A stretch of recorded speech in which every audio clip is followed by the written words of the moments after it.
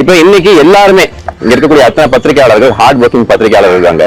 அங்க ஒரு main stream மீடியால செய்ய முடியாத பல பேர் என்ன பண்றாங்க அப்படின்னா ஒரு யூடியூப் சேனல் ஸ்டார்ட் பண்றாங்க.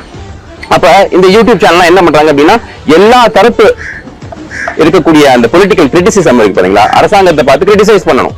அப்படி இருக்கக்கூடிய ஒரு மீடியா இருந்தா மட்டும்தான் இங்க இந்த ஜனநாயகம் ஒழுங்கா இருக்க முடியும். சோ அந்த விஷயங்கள் எல்லாத்தையும் எடுத்து போடுறாங்க. சவுக்கு சங்கருக்கு மேல நமக்கு என்ன பெரிய பாசமா இதா எதுவுமே கிடையாது. இன்ஃபேக்ட் அவரு பல பேருக்கு கொஞ்சம் பிரச்சனை தான் பண்ணியிருக்காரு. பட் அதையும் தாண்டி ஒரு இண்டிவிஜுவல் மனுஷனை ஒரு ஸ்டேட் பல காரணங்கள் சொல்லி இப்ப இந்த கேஸ்ல என்ன சொல்றாங்க அப்படின்னு பாத்தீங்கன்னா ஒரு ப்ரொடியூசருக்கும் இவருக்கும் ஏதோ கொடுக்கல் வாங்கல் பிரச்சனை இருக்கு, அப்ப அந்த கேஸை நாங்க இன்வெஸ்டிகேட் பண்றோம் அப்படின்னு போன வருஷம் 7ஆம் மாசம் ரெஜிஸ்டர் ஆன கேஸை இப்ப இந்த வீடியோ வெளியே வந்ததுனால எங்களை எல்லாம் கூப்பிடுறாங்க. இதை ப்ரிடாமினன்ட்டா நான் வந்திருக்கேன். நான் என்ன சொன்னேன் அப்படின்னா இந்த வீடியோனால எடுக்க முடியாது, இந்த வீடியோவை இதோட சோர்ஸும் அவங்க கேட்டாங்க, ஏன்னா நாங்க ட்ரேஸ் பண்ணி அவரை போனோம் அப்படின்னு. ஸோ இதுல நீங்க கிளியரா புரிஞ்சுக்கலாம் இது எதுக்கு பண்ணப்படுது அப்படின்னா யாரும் இந்த அரசாங்கத்துக்கு எதிராக பேசிடக்கூடாது.